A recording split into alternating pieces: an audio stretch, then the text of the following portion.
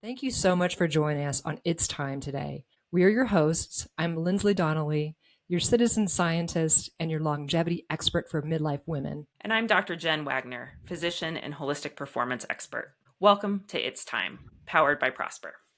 Well, welcome everybody to It's Time. We're so excited today to bring you the absolutely incredible and amazing Benita Fitzgerald Mosley. I had the good fortune of meeting Benita through a leadership group that we both participate in. And then our paths have happened across a couple other times since we've had that initial connection. And obviously inspired by your story, but equally as inspired of what you're continuing to do in midlife. And you are such an amazing role model of how we can continue to reinvent ourselves regardless of how successful we've been in the past. And I think sometimes that's a real hard ledge or hill to get over when you have had this amazing public successful career and you have to reinvent yourself. And so I can't wait to dive into all of the things. And we were just chatting before we started too, even the things that we face as midlife women every day. And so thank you for taking the time to join us today. Nice to be here, Jen and Lindsley. Happy to join you. So will you just share a little bit of your background for those that don't know you? Because it's incredible and inspiring and just super cool. I call my career lattice, and it's this opposed to a career ladder because it's been a little all over the place. I go up and down and back and forwards and I around in love that. circles. I started obviously as an athlete and youth athlete, middle school, high school. I never really did club track growing up until I got to late high school, but I was a state champion in high school multiple times and made my first junior national team when I was 16 years old. This is still during the Cold War, so going to Russia to compete was certainly an adventure. At 16 years of age, and I ended up going to the University of Tennessee to run track in Knoxville. I'm a Tennessee Lady Vol. And I made my first Olympic team as a freshman in college at 18 years old. Unfortunately, it was the 1980 Olympics, and President Carter boycotted those games. So I didn't get to compete, and then made the national team many years after that, and then made the Olympic team again in 1984. There were lots of people who were at their peak performance in 1980 that didn't end up making the team again in 1984. And I'm happy that I was young enough. I was still in college, so I had all those resources surrounding me and was able to make the team to represent the United States. Or those games were in Los Angeles, which was super awesome, and won a gold medal in the 100-meter hurdles. And yeah, it's the thrill of a lifetime, really. And it's a gift that keeps on giving, is what I always like to say, because every aspect of my life has been positively impacted by my participation in sport, Mm-hmm. and then winning the gold medal. And so wanting to pay that gift forward, I got an engineering degree from the University of Tennessee, industrial engineering. And I actually worked part time as an engineer while I was still competing and training for the '88 Olympics. I missed making that team because I'd had surgery the year before and my comeback was not fully complete. I was winning the race at the Olympic trials and I tripped and fell over the last hurdle, which I absolutely never do, to get fourth instead of the top three. It was a agony of defeat story. But it was a time, my first real pivot, right? I graduated from college. I had a little work under my belt as an engineer part time, and so became a full time engineer. Realized I didn't like it at all, and that's how I shifted into the sports space. Another pivot, right? An Olympic gold medalist, worked at Special Olympics International. Hal Conley, he won gold in the hammer throw in the '50s, and he hired me. His wife was a famous track coach, and so I went to work for Special Olympics. I realized, oh, I could do good in the world.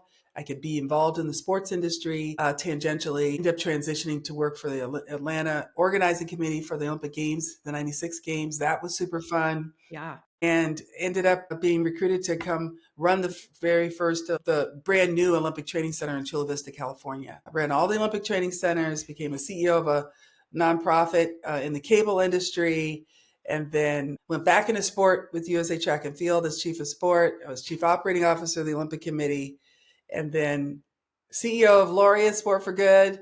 And then I went to work for a startup. Lindsley, I know you know a lot about that world, in youth sport, called League Apps. And finally here at Multiplying Good again as a CEO. So as you can tell, it's been a circuitous route. I've been CEO 3 times. I've been a number 2 3 or 4 times. And, I'm looking for the next adventure currently. Unfortunately, the nonprofit that I run is dissolving. That's a long story. And so I am pivoting once again. I'm certainly open to having a full-time role, but I'm standing up a consulting company called Lead Leg LLC. And of course, I'm a hurdler. So the lead leg is the first one that goes over the hurdle. I love it. But it also stands for leadership and legacy, and really helping develop leaders who leave a lasting legacy in the work that they do. Yeah. Well, what a great mission. Thank you. Yeah. So I'm sure you found yourself multiple times as the only woman in the room through this journey, Absolutely. especially at the time you were Sport. trailblazing a lot of these positions.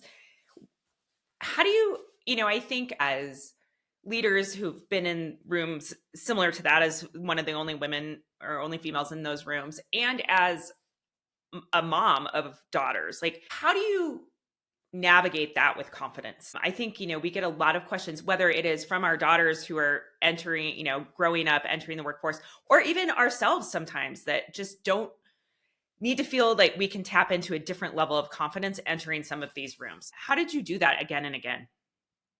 So I like to tell this little story of me being on the track the summer of the '84 Olympics. And I had the year before, they had the first ever world championships in track and field. Before that, you only had the Olympics every 4 years, or Pan Ams or World University Games or something, but no other big global event. And I'd gotten 8th place, which means I made the final, but I got last, right, in the final. 8th fastest hurdler in the world, but still 8th, right? There's a young woman who beat me named Shirley Strong from the UK, and she started smoking a cigarette after she beat me. And I vowed that she would never beat me again. Well, fast forward, it's a year later. I'm sitting on the track at practice at University of Tennessee, and I was thinking all the same things. The year before, I thought, oh, I want to make the final. Well, I made the final, but I didn't ever foresee myself on the podium. So I didn't get on the podium. That wasn't my visual. My visualization was, I hope I make the final. I hope I run fast. I hope I PR. I hope I, beat a certain competitor or something. But no, I wasn't. My aspiration was not to get at the top of the podium. And finally, I asked myself, why not me? Why not me be the gold medalist? Why not me be the one who stands on top of the victory stand, who gets the national anthem played for them, who gets to take the victory lap? Why not me? Why am I always thinking somebody else? I train just as hard as everybody else. I'm actually faster on the flat 100 or 200 than any other hurdler in the world.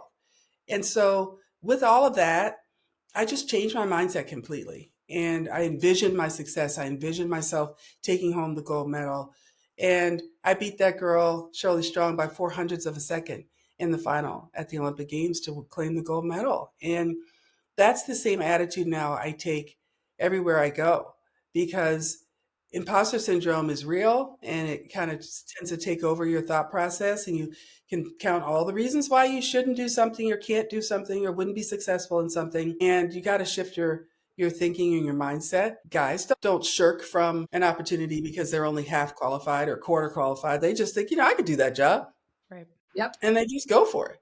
Yep. And so I was director of Olympic training centers at the U.S. Olympic Committee years and years ago. And I was approached by a headhunter about this job to be CEO of Women in Cable Telecommunications. Well, first of all, I'm a director. Yeah, I oversee 4 training centers and 175 employees and all these moving parts and food service and athletes, 25,000 athletes coming through. And there's a lot of stuff I was overseeing, right?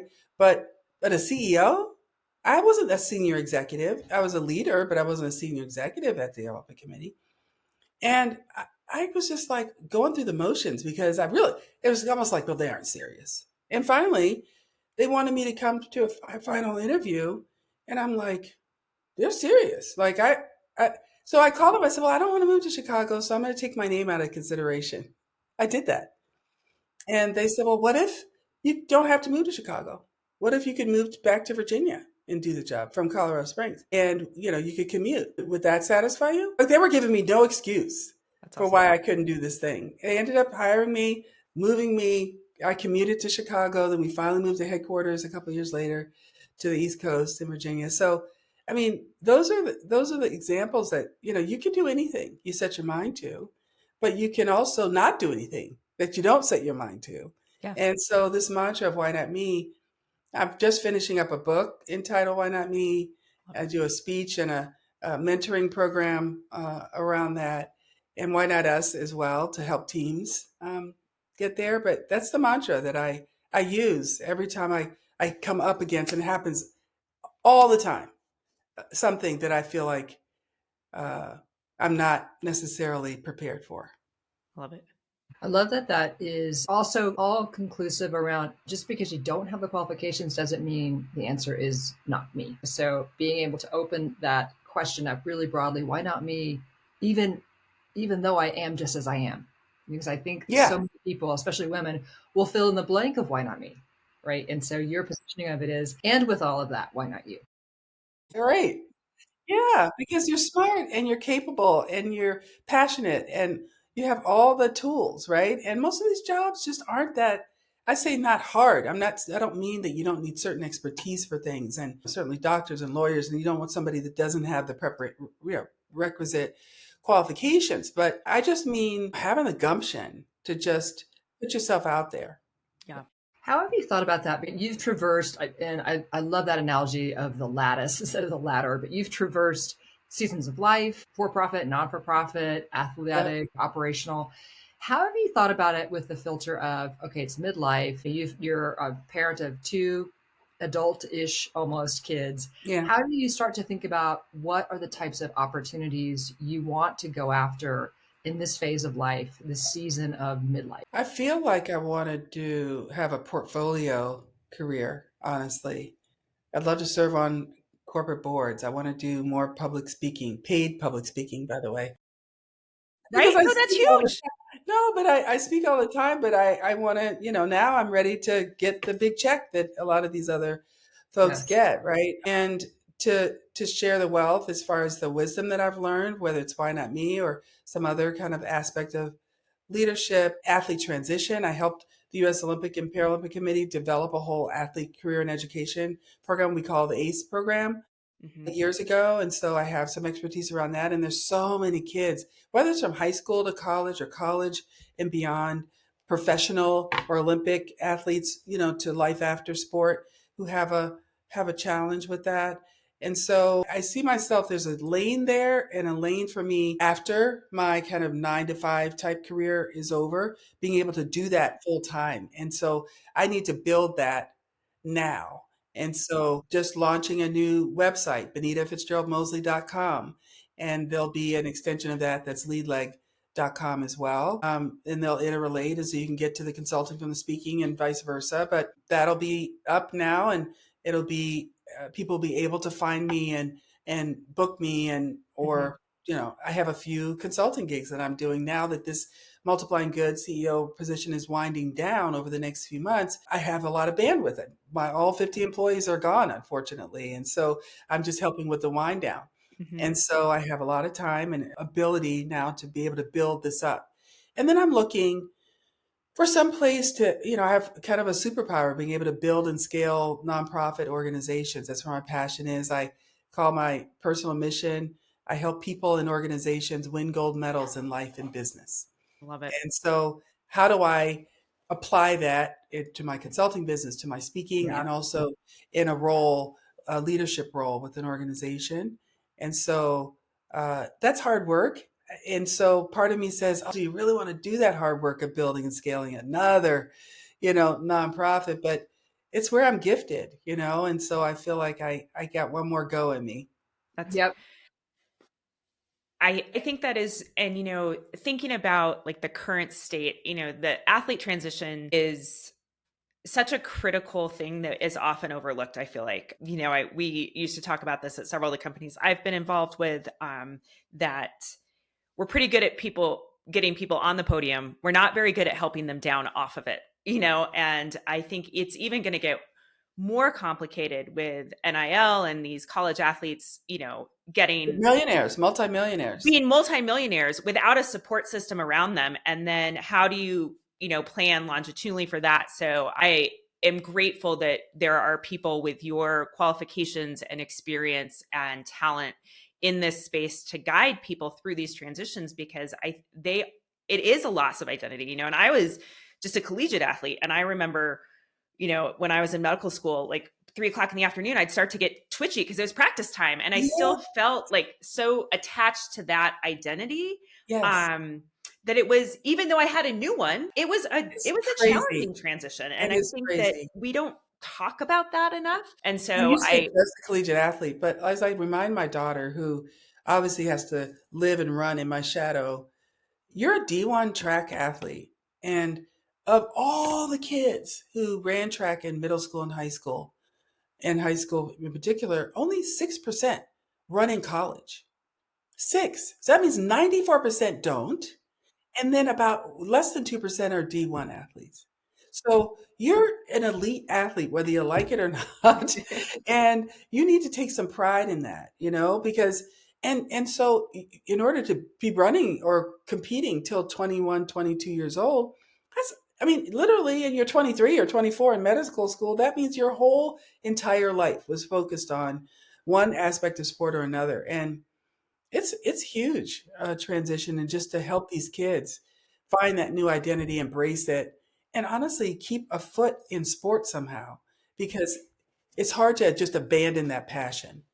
and it's amazing when you can be taught by someone like yourself how to channel that passion into the other areas of life, and how applicable those skills are in so many different arenas and I think we forget that. And I think that speaks to even your lattice career path, that we have so many things that we can do. Just because it may not check word for the box doesn't mean we're not qualified. I do want to shift gears to something that we were chatting a little bit about. While you're doing all of this, you're also dealing with all of the stuff that we get to deal with as midlife women. So, and we were chatting about this, that, it is our reality that things happen with our kids, and regardless of how involved our partners are, it lands on us. We get the emergency phone calls. We get just this week, I have a daughter who has a broken pelvis, and I have a dad that had to fly home from his vacation because he wasn't feeling well. And like, all of it just pounds us. And yet we have to show up day in and day out. In So, all those places in all the places, yeah, like you have to be the at the mom. same time. I have to be the daughter. I need to be the CEO and the leader. What is your advice for trying to manage this like constant bombardment that not only is emotionally and cognitively and physically stressful, but it also challenges our focus so much? I feel like, you sit here and it's like having your phone ding on Yeah. crack, right? You're just like, Yeah. how do I Yeah. handle this? Yeah. I wish I had the magic potion. I started talking about work-life integration years and years ago. I stopped trying to pretend like I had a 9 to 5, and that my mom life, my wife life was 5 to whatever time, because it's not. I have doctor's appointments in the middle of the day. I have calls. I gotta deal with whatever. So I blended my calendar years and years ago. I know a lot of people have a personal calendar and a work I can't do that. Everything goes on my work calendar, my doctor's appointment, taking Maya to the massage on Friday, picking her up at Thursday night, going to the funeral I have to go to on Wednesday, the interview for a job I have at 1 o'clock today or 1:30 today.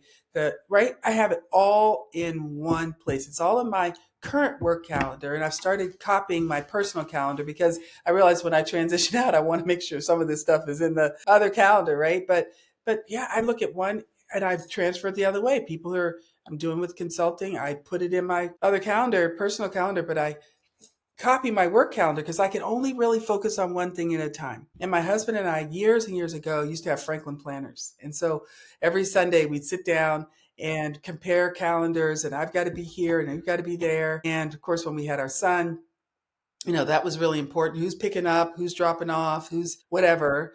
And then he gets older, and then my daughter comes along, and then, okay, this one has soccer, and this one has track, and this one has football, and this one has volleyball. And so you have to somehow coordinate that. And so his stuff was in my calendar. Maya's stuff was in my calendar. Isaiah's stuff is in my calendar. And so that's one way that I just have to integrate everything. And I no longer make excuses. I was actually on a call Friday for a job interview, and my phone rings. I interpreted it on Do Not Disturb. Why is it? And it was a FaceTime call from my daughter. And because she's a favorite, right? It goes They through. still come through. And I don't know how to turn that part off. I haven't figured it out because I haven't really thought about it again since Friday. But I'd asked her, this young man who lived across the street, parents are moving to Houston, their senior year in high school, and they were trying to figure out what to do with Brian. He was not senior class, school student body president, state champion, 4.5 GPA, applying to Ivy League schools, blah, blah, blah, blah, blah, like in the orchestra, first chair, whatever. Like he's this super kid and friends with my daughter. They go to school today. They're on the track team. And I was like, you know what, y'all? He can live in our basement. We got a bedroom. We got a bathroom. I'll just have a third kid, you know?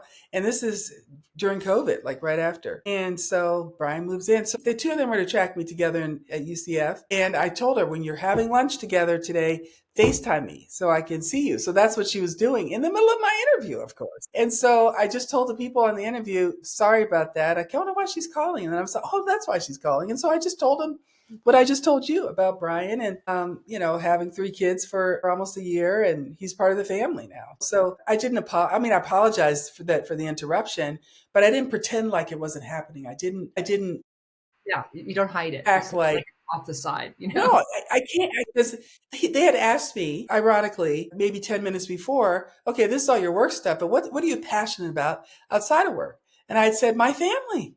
The thing I'm most passionate about is my family, taking care of my family, participating. I said I found out that I could actually go to my daughter's track meets when she's in college. It's like awesome. And I could go and I don't have to take her. I don't have to feed her. I don't have to house her. I don't have to do any of that stuff. I just get to go and be a spectator. And so I had just said that a few minutes before. So when she called, and I felt very comfortable then saying that, right? Mhm. And so that integration is really important. And it has been since I got married, but definitely since I started having kids. Yeah. Is there anything else kind of in your daily practice? Because you're describing kind of the integrated perspective and then your overarching thought of why not me, and having that as a mantra. Are there anything that you find you do daily to kind of help you keep that mindset powered up? Yeah, I have a strong faith in God. So I try to start my day with a quick devotional. And then I've been much better the last few months. I've lost about 15 pounds. I was pre diabetic, and I thought, this can't be me. I can't go into the diabetic zone. So, which means I got to get out of the pre diabetic zone. So I'm hoping that my numbers will be good next time around. I've been really focused on it. And so I work out in the morning, either do the Peloton. I've started yoga, which is so hard, y'all. It's like hard, like really hard. You think you're an athlete and then you do something like that. It's like, I don't, downward dog, like I don't, and then put your leg up and then bring it up. You're supposed to somehow, your feet are supposed to meet up with your hand. That's not happening. Like I find myself just cheating all over the place. It's just so bad. But at the end of it, I do feel more stretched out and better. So working out, and then I try to also get out of the house because I work from home and walk. Now that it's springtime, I hate the cold, but that means 9 months out of the year, for 5 minutes, 15 minutes, sometimes it's 20 or 25. I also try to go for a walk at some point, like the warmest part of the day. At least now, I'll try to do it the coolest part of the day in a couple months. But what I was trying to say is, if I'm not strong and healthy, then I can't be there for my family, which is the biggest thing. And so when I get those phone calls from my daughter, which I feel like is several days a week, I get something. My son, unfortunately, has had some pretty serious health issues, mental health issues for many years. And so being there to help shepherd that process with him. And then again, my husband is right by my side in that. It's been very stressful for our family, but definitely something I need energy Yes. for and emotional stamina to deal with. And so, Yeah. I think I it's much more common than people expect or dialogue about. Everybody is dealing with some flavor of unexpected stress, either mental health or physical health of kids, probably their parents as well. That is a rite of passage at being in this phase called midlife. There's something most certainly going on in everyone else's life in that arena, but it's just not dialogued about, right? We might talk about our work stress, we might talk about the state of the world stress, but we don't really always kind of open up that really 80% of my mind share right now is that my oldest is having some very challenging mental health issues and I'm not sure how to Yeah. navigate it. It's new terrain Yeah. or it's exhausting terrain, whatever it has been. It's exhausting, but I still have to be present for my staff or present when I'm speaking somewhere or present when my daughter needs something or just, present with my friends. I need my own time. And Mm-hmm. it's been nice to be so-called empty nesters from a standpoint of my husband and I having more time and traveling together more. And he gets to come to my stuff and I get to go to his stuff. And so that's been a real blessing as well. So yeah, just trying to do the things I need to do to take care of myself and the people I love.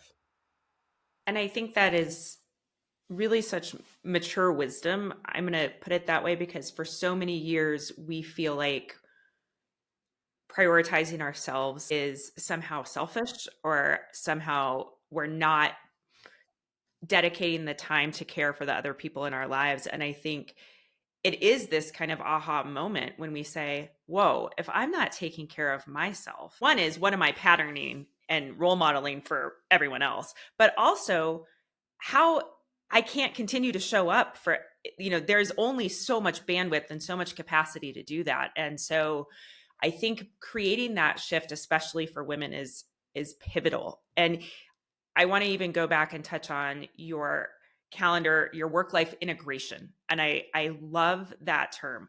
I use work life synergy. I have abandoned the word balance a long time ago because it's never in balance. It's never in balance. And that to me is just a theoretic pie in the sky dream that this is ever going to be in balance. And so I think, again, and it goes back to even what we talked about earlier with confidence, having that confidence to say, this is me as a whole person.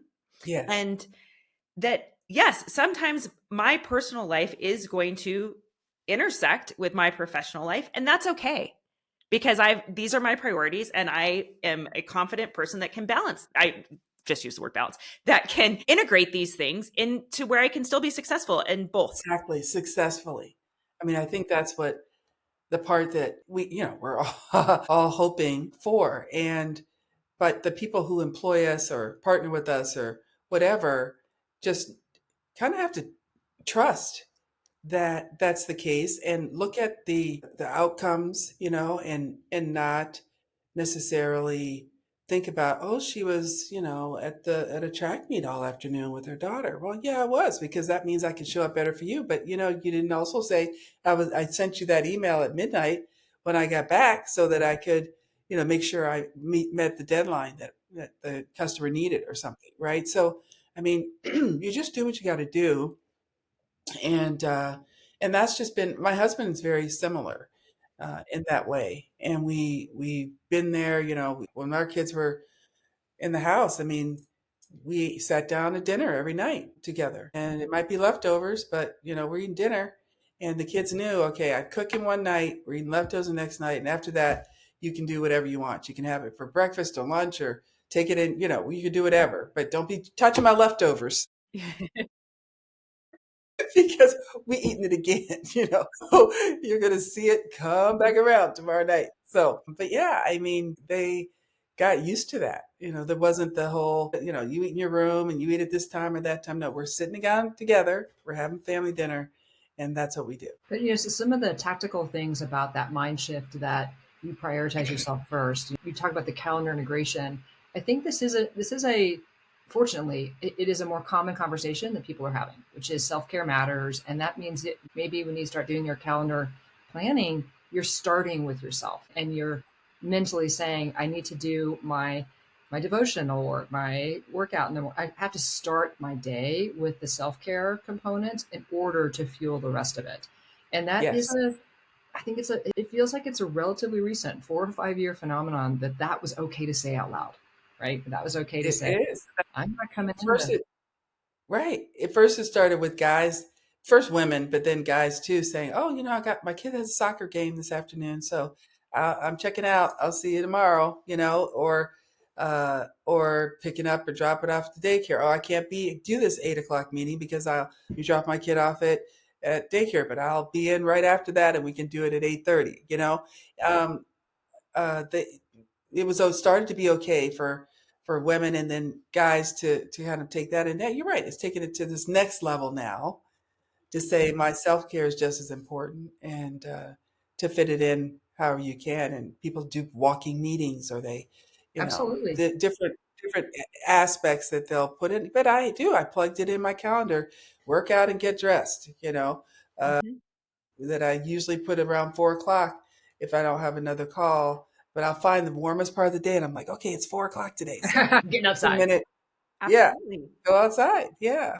And I want to double down on that too, because I think, we get a lot of questions in what we do about, we obviously are focusing on kind of holistic health, especially for women. And this idea of movement and exercise and just how important it is to add some movement. And especially if you can get outside, to add that nature component, change your environment a little bit, how good that is for us. And like you said, it can be 5 minutes.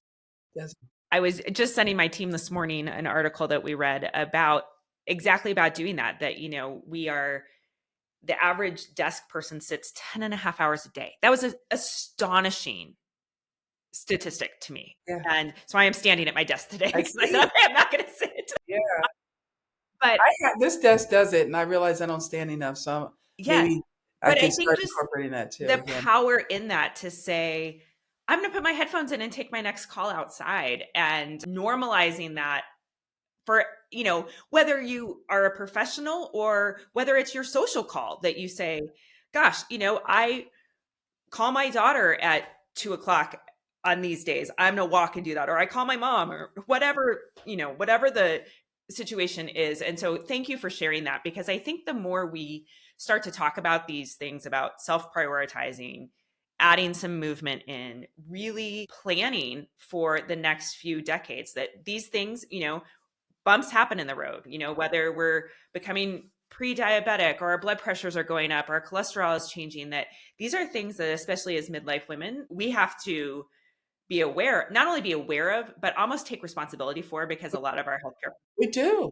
And ourselves, and sometimes our parents, and sometimes our spouses. I mean, it's important. And the funny thing is, it feels just so repetitious. But every single time I look up how to prevent this or how to make this better from a physical or medical standpoint, it's always eat right, The exercise, basics. Yeah. get your sleep, stress management. Those things are always on the list. Yeah. Top of the They list. make it at the top of the list. Top of the And list. so I'm like, "Oh, here we go again." I guess I But guess. that's the good news. That's the good news because Dr. Jen and I see so many things in this longevity space, and it's always a question like, "Hey, should I be spending my time doing this red light therapy, or do I need to go get a sauna? Should I be cold plunging more?" And all of those things have a place at the table if you enjoy them. There's some science that says they have an impact, but none of them has even 20% of the impact that working out and sleeping and eating cleanly with protein has. So you can simplify and just stick to those basics. But just getting those basics done takes energy and priority and It time. does. Yeah. It does. Yeah. Yeah. So what you touched on it a little bit, but I want to make sure we circle back. What's next? I think that's such an exciting question that we are able to continue to ask, because I think, when I saw my mom, she passed away a little over a year ago now, but like at this point in her life, there really wasn't a what's next. Nobody was talking Right. about that. And I'm so excited that we have reframed this conversation, that what's next? Yeah. We're just getting going and continuing to reinvent. So what's next for you? So once I had to unfortunately lay off all my staff in the fall, I finally had time to really think about what does Benita want to do next. And I thankfully had the bandwidth and the time and the continued involvement with Multiplying Good and my salary and everything for a few more months. So I had this gift. And one headhunter that I was talking to, who's been a longtime colleague, because I knew her when I was in the cable industry 20 years ago, she said, well, Benita, she said, take full advantage of this time. Like, don't work 24/7. don't be only focused on getting another job. She said, what I want you to do is have one significant call a day, 5 a week, 20 a month. And the rest of the time, enjoy this time. She said, the only other time I've had this kind of time is on maternity leave. And That's not time. That's not time. That's not relaxing. Let's be honest. let's be real honest. Okay. That is not a vacation No. at all. That's not time away. That's not time for yourself, really, at No all. recharging happening there at all. Maybe when the baby's sleeping and you're, know, after whatever side they sucked on for, for nourishment during their feeding. But it was an aha moment for me to hear that from Michelle. So I put that to the test, and I started really in earnest in January, and so many different opportunities have started to pop up as a result. And then February I got sick and with the flu. Well, it's a long story, but my brother-in-law was in the hospital for 5 weeks with a heart issue, and so my sister was staying there, and she has a daughter who's a granddaughter. And so I said, when he finally got out of the hospital, they were sick. I was like, you have to just come stay at my house because you can't be getting Antonio sick. So of course, a 2-year-old, great niece, sneezing in your face all the time. And I ended up getting pretty sick. So I felt like there was a lull in February, but I'm back at it in March. And I think I'm in like 4 or 5 job opportunities have come out of that. At least half a dozen consulting and speaking opportunities have come from that. And they're just great conversations. I don't want anything from anybody. Like, I just want to tell you what I'm thinking about. You tell me, and many of them are old friends or old colleagues that I haven't spoken to. So just catching up. Yesterday, she was her daughter, Layla, and my daughter, Maya, were in preschool together at 18 months old. And so we've known each other since our daughters were 18. They're 21. And Layla is October birthday. Maya's November. But Bianca decided to put Layla forward and put her in first grade. And I decided to have my daughter do kindergarten, go from the private kindergarten to public kindergarten. But long story short, Layla's graduating and Maya won't graduate till next year. But regardless, we kind of, because, the girls are gone, we haven't been in great touch. Well, we talked for an hour and a half, hour and 45 minutes yesterday. She's a comms guru, right? Everything social, everything AI, everything comms or marketing. And she does these executive brand work. And so she's going to turn her lens on me. That's awesome. And so she's going to be the one that she's the one that's doing my websites. And she's the one who's going to just come up with a PR plan for how I really promote myself and get myself out there. She'll do the SEO for the websites to make sure they're at the top of I don't even know all that stuff, right. But she's, we'll barter. I will promote her consulting business and the things that she's doing on the side. And you just don't, because of that phone, she texted me about something and I was just like, let me talk to Bianca, And so that's what I've been doing how do I reinvent myself? I got to discover that, right? Discover what is I'm great at, what is I want to do, how I want to do it, who I want to work with, all of those things. And thankfully I've had this time to figure it out. And these significant conversations, I count this conversation with the two of you as being my significant conversation for the day. And they come in all shapes and sizes, but I think I will continue, maybe not daily, but I think I'll continue this practice long into the future because there's so many people in my life that enrich my life, but I don't get to connect with them very much. That practice. I hope you do keep doing that because I'm going to copy it. Me too. Yeah. And I think the power of connection, right? But 2, reaching out to ask the question. And I think I'm going to tie this back again to confidence. It takes a lot of confidence to do that because sometimes you're not quite sure the answer you're going to get, but the value of doing it. And like the first time you do it and you're like, oh, that wasn't quite as scary as I thought, but just the amazing conversations that can happen. I had a similar experience when I was transitioning out of clinical medicine, to look to people to say, I wasn't actually sure what I was good at other than being a doctor. That's all I'd been. And so having those conversations and saying, wow, where do you think I should look? And starting to ask a lot more questions. If other people tell you, they'll tell you all the gifts and And many times, oh, do you remember the time you said such and such to me? I'm just so appreciative that you said da da da, or you did this kind thing, or you connected me to so. I don't remember any of that stuff, right?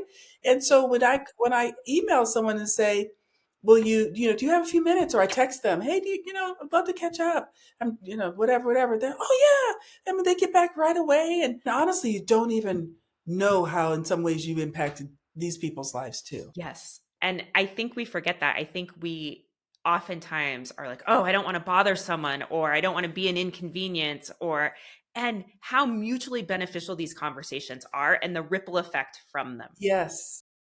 Yes, Is it because they all give you at least one name, if not multiple, that you can connect to. And I found myself booking the next 2 weeks of conversations the week before because you always kind of be kind. Well, do you have time in the next couple of weeks? Here's my calendar kind of thing. People, usually within the next couple of weeks have 30 minutes that they can spare at some point. Yeah, it's been amazing. I will say it's bstrategies.com because I did promise her I was going to say that. Perfect. Yes. Yeah, because I think that it's important to really promote other women and support what they're doing. And she's amazing. And whether it's comm strategy, AI strategy, executive presence, I mean, she's just remarkable. And Absolutely. We'll get her full info and we'll make sure we put it in the show notes, and so people can find her perfect. as well. Thank you. So the new website's coming. Yeah, Benita Fitzgerald Mosley.com. Okay. Yep. By the time this airs, it should be up and running, I think. Wonderful. Speaking engagements, consulting. Okay. And then what that supports leadership and mission. Yes. Yeah.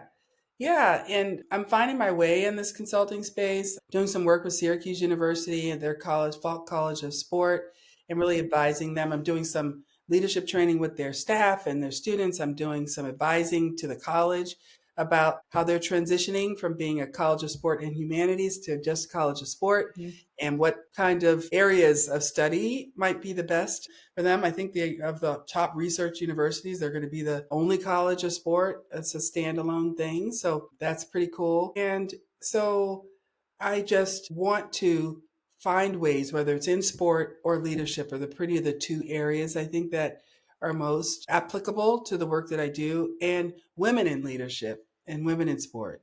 Yeah. There's a real passion as well. Well, thank you for your time today. I love having these conversations, and it's morning for us, and what an amazing way to start my day. I feel like I have so much energy. I'm going to go stand outside in the sunshine for a minute. I'm going to go for a little walk. Yeah. All the things. I'm going to say, why not me? I'm having a mantra conversation. Yes, every time you pay something, you're like, really? Yes. And it was definitely the motivation I needed today as well, because I think as we all kind of ride this roller coaster, especially through midlife, I need to be reminded, why not me? And so thank you for planting that seed for us today. And just thanks for taking the time, because I know you're so busy and starting this next chapter. And so we appreciate you taking some time to chat with us. Well, thank you for having me. It's a lot of fun. Thank you so much for spending your time with us here today. If you liked what you heard and you got some tips on how to live better right now and for the long haul, please help us reach more midlife women. Please share and rate and like this show. And we can't wait to continue the dialogue with you on our next episode. Until then, thank you. It's time.